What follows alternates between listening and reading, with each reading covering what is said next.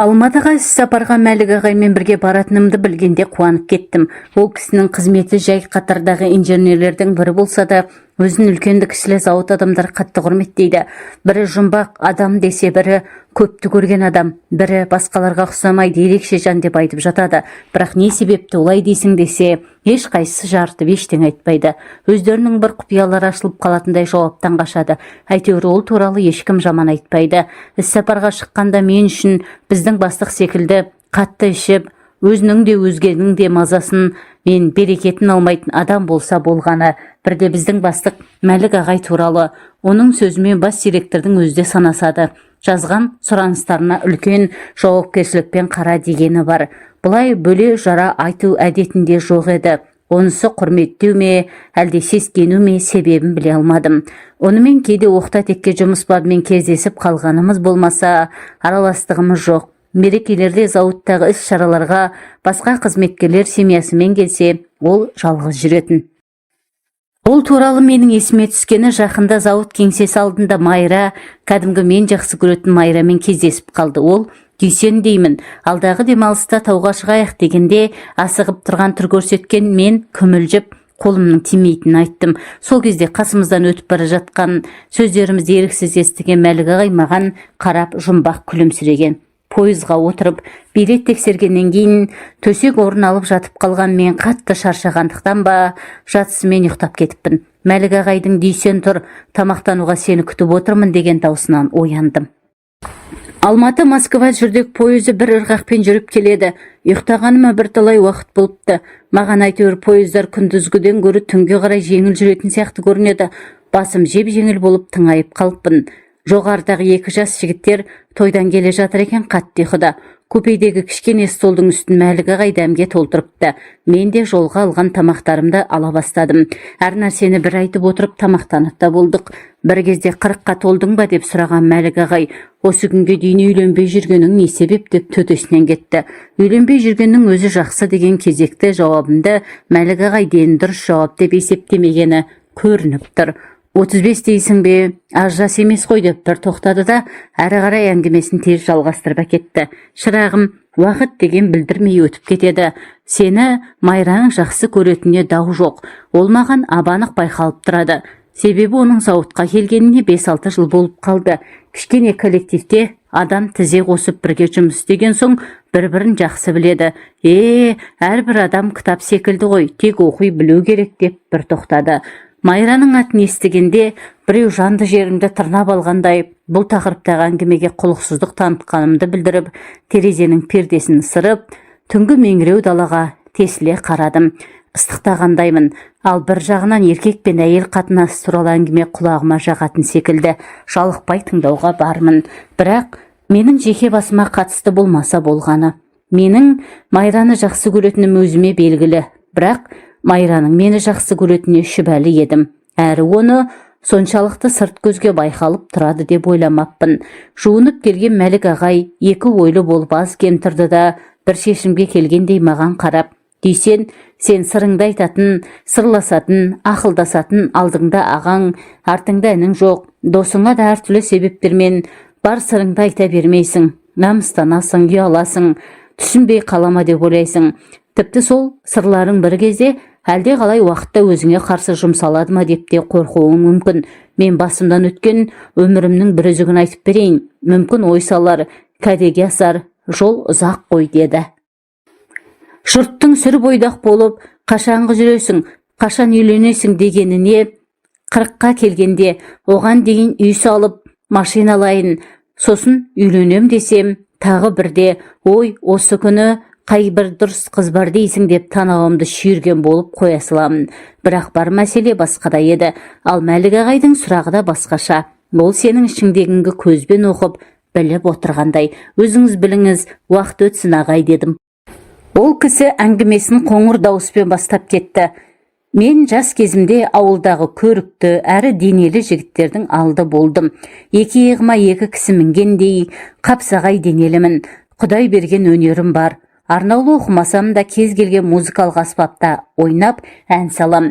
Қазір қойып кетсем де жолдастар мен таныстарым отырыстарда кездесе қалса, ой жайлауды айтшы, жоқ 16 қызды шырқашы деп әркім жасына, көңіл күйіне қарай қалаған өлеңдеріне заказ беріп жатқаны, көңіл күйім болса өлеңдердің шығу тарихын, оқиғаларын өз басынан өткендей, сөз бен әуенге жанымдағы сезімнің сөлі мен селін қосып, майын тамызып айтып берем. Олар да риза, олардың риза болғанына мен де риза. Жаным рахаттанып қалады. Сөйтіп жүріп, құшағымда ай сайын бір қыз, олар өздері келіп құлаған соң қадірі болмайды ма? Әлде маған тәуір қыздар кездеспеді ме? Әйтеуір, олармен 2-3 рет бірге болғаннан кейін, олар мені жалықтырып жеріп шыға келемін. Мені қол жетпестей көрді ме? Олар да талапсыз қала берді. Атыраудың Асила деген бір қызы маған үйлен деп біраз жүгіргенде, мен сенің бірінші жатқан еркегің емеспін ғой дегем. Ол, мен сенің алдыңда адал болдым. Мені жасөспірім кезімде бір мас адам зорлап кеткен деп шынымды айтып едім ғой. Мен сенімен болғанша басқа жігіттермен сүйіскен де емеспін деді. Азгем ойланғанмен, маған пәк болып кездескен қыздар да жетерлік деп күлгенімде ол жұлып алғандай. Ендеше сені солардың пәктігі ұрсын. Мен сені шын жүрегіммен сүйіп едім ғой деп көздеріне толған жасты көрсетпеуге тырысып жүгіріп кеткен. Мен ол кезде қыздар ғана емес, тума туыстар да, жұмыста бастықтарға дейін төбелеріне көтеретін. Жүрген жерім думан, ауыл түгіл ауданға келген әртүрлі комиссиялар мен атақты қадірлі деген адамдардың алдында өнер көрсетем. Табыс та жаман емес. Шынымды айтсам, сол қызға берген сондай мысқыл жауабыма әлі өкінемін. Сол қыздың қарғысы бірнеше күн құлағымда шыңылдап тұрғандай болғанмен, біраздан кейін ұмытып кеттім. Қайран 25-тің демімен алдартыңа қаратпайтын бұлқынған бұлақ күштің тасқыны шығарып, кез келген ортада суда жүзген балықтай өзімді еркін сезінемін. Сөйтіп жүріп үйленіп, ажырасып та үлгердім. Олардың арасында көлденең кездескен әйелдермен кездейсоқ байланыстар қаншама. Сөйтіп жүріп 32-ге толдым. Сол кезде менің өмірімде бір өзгеріс болып, басымда қара бұлт торлады. Бір рет әйелмен оңашада ыңғайсыз жағдайға қалғаннан кейін, сол жағдай бірнеше рет қайталанған соң, әйел атаулыға беттемей қалдым. Тағы бірде бір қылықты әйел үйіне шақырып, тәтті қылығына денем балқып, төменгі жағым жыбыр-жыбыр етіп жан біткендей болып еді. Жеме-жемге келгенде қанша тырыссам да түк шықпады. Қылықты әйел істемейтіні бар, қатын етеңін деп былш еткізді. Содан кейін үйленбек түгіл әйелдерге жақындауға қорқатын болдым. Менің өмірімде басқа бір кезең басталды. Алматы мен Москваның арасындағы қалалардағы талай дәрігерлерге көріндім. Бойыма қан жүгіргенмен әйелге жақындағанша күш кетеді. Не керек, әйтеуір дәрігерлердің қойған диагноздар мен қолданған емдері қаншалықты әртүрлі болып, әртүрлі ем қолданса да нәтиже болмады. Менің емделуден де бетім қайтып шаршадым. Шетелге шығып, емделу ол кезде Советтер одағы дейтін үлкен елде ілуде біреулерге ғана бұйырған. Оның үстіне қаржы жағы да қол байлау болды. Жылына алатын демалысың да бірақ ай. Одан шешем қайтыс болып ажырасқан әйелім басқа қалаға көшіп кетіп, жаныма жұбаныш болатын жалғыз баламен кездесу де проблема болып қалды.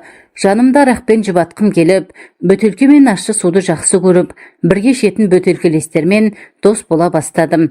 Осы арада тағы 2-3 жыл зу етіп, менің еңсем түсіп, бұрын маған сүйсініп, таңданып қарайтындардың енді маған мүсіркейтіп те жиіркене қарайтындарын сезе бастадым. Әйтеуір денемді сүйреп жұмысқа келем. Көңілімді ауламақ болған дос-жаран, тума, туысқандарға аңғай бермеймін. Олар менің көңілімдегі ең үлкен қорлықты білмек түгілі сезбейтін де. Сол кезде тағдыр маған аяулы бір періште әйелді жолықтырды. Алима маған тағдырдың тартқан үлкен сыйы еді. Үлкен зауыттың өндіріс пен жоспарлау бөлімінің кабинеттері қатар орналасқан. Соның бірі мен істейтін өндіріс бөліміне шамамен жасы 35-тің 37-нің арасындағы аққұба келген тартыншы келіншектің жаңадан жұмысқа тұрғанын біздің бөлімнің жігіттері бір-ақ күнде білді. Оған себепші Алиманың өзі болатын. Бөлімдегі 4 жігіт айдың аяғы болғандықтан 4 столды құшақтап, мұрындарымыз шаншылып, жұмыстарымызбен айналысып отырғанбыз. Жігіттер, саламатсыздар ма? Мына тоқ шайнекті жөндеп бересіздер ме деген таза мөлдір дауыс естілгенде денем шым ете қалды. Неге сонша елең еткенімді білмеймін. Шын болса кейде адамға Құдай сездіреді дейді ғой. Бұл дауыстан кейін бір түрлі күйге түскеніме өзім де түсінбеймін. Еш нәрсеге мән бермеген болып, басымды көтермеген күй отыра бердім. Әйелдер туралы ойлауға өзіме өзім тыйым салғалы қашан. Аздан соң, о мәке, мынаны сіз қарамасаңыз біздің қолдан келмейді екен деген әзілкеш жандостың ойнақы дауысын естіп, басымды көтердім. Әйелге көзім түскен, менің көңілім ойсырап, қарным ашып қалды. Алдымда аққұба, еш ерекшелігі жоқ, қарапайым ғана әйел тұрды. Жаңағы мөп-мөлдір дауыстың иесі менің ойымша сұлу әрі жас қыз болуы керек еді. Кінәрат тоқ шәйнектің өзінде емес, тоқ жүретін бауында екен. Оны жөндеп берген мен Жандостың ол әйелді маған әдейі сілтегенін сездім. Сізге көп рахмет деген мөлдір дауыс шынымен жаңағы әйелдің аузынан шықты. Байқағаным кішкене қара көздері адамға тіке зерделей зерттей қарайды екен. Әйел кеткен соң Жандос: аты Алима, күйеуі жоқ, бір баласы бар екен. Мен кадр бөліміне жаңа технологияны өндіріске енгізуге байланысты сыйақы беру туралы бұйрық жобасын апарып едім. Сонда анкета толтырып жатыр екен. Үлкен бір іс бітіргендей ыржиды. Мен болсам мән бермегендей түр көрсеттім. Арада бірнеше ай өтті. Алимамен араласып кеттік. Жоспарлау бөліміндегі әйелдермен бұрын араластығымыз жоқ еді. Енді бір мейрам болса, 2 бөлім қосылып соңынан жалпы зауыттағы қызықшылыққа бірге барамыз. Бірде Алиманың үйіне 2-3 жігіт барып, ауласын жөндеп бердік. Шешесі мен бір ұлы бар екен. Алимадан біздің жігіттер авансқа деген қарызға ақшалады, ақылдасып тұрады, тағы басқа уақыт-түйек жұмыстармен еркін бара беретін болды. Мен ғана сөйлеспеймін десе де болады. Әйелдерді жек көремін. Соңғы 2 жылда оларға еркін, тыс, жазғыра, кінәлай қарайтын болғанмын. Әйелдерсіз жаңа өміріме үйрене бастадым. Думанды кештерге барғанда ең сұлу, ең тәкаппар деген қыз келіншектердің айналама үйіріле қалатыны, 2-3 көргеннен кейін қойныма енуге кетер еместігі, олармен кешетін тәтті ләззат алу сәттерінен кейін майдан алаңнан жеңіспен оралғандай күй кешетінім, әйелдердің алдындағы асқақ күйім, оларға кейде менсінбей кейде мысқылдай қарайтыным, бәрі көзден бір-бір ұшып, көрген түстей өте шықты. Тек әйел денесінің құпия территориясына жетпей, не ене бергенде шауқатымның еріксіз төгіліп кететіні үнемі көз алдыма кетпейді, сурет болып қалды. Жаңа жыл жақындап қалды. 2 бөлімнің қызметкерлері жаңа жылды бір күн бұрын жұмыстан кейін қалып, қарсы алатын болып келістік. Ұйымдастырып жүрген баяғы Алима, ол туралы жұрт мақтап айтатын болған соң, жұмысына да тыңғылықты, білімді, өзі де таза адам дейді. Ол жұмыс аяғында маған келіп: «Мәлік, сізді өлең айтады дейді ғой, ертеңгілік мерекелік кешімізге домбыра мен гитара алып келіңізші» деді. Құдай біледі, бұл туралы оған айтып жүрген Жандос. Ол әйел менің үйде домбырам мен гитарам барын қайдан білсін. Ертеңіне Жандостың машинасымен екеуін де алып келдім. Үлкендеу болған соң әйелдер біздің кабинетімізге дастархан жасады. Біз оларға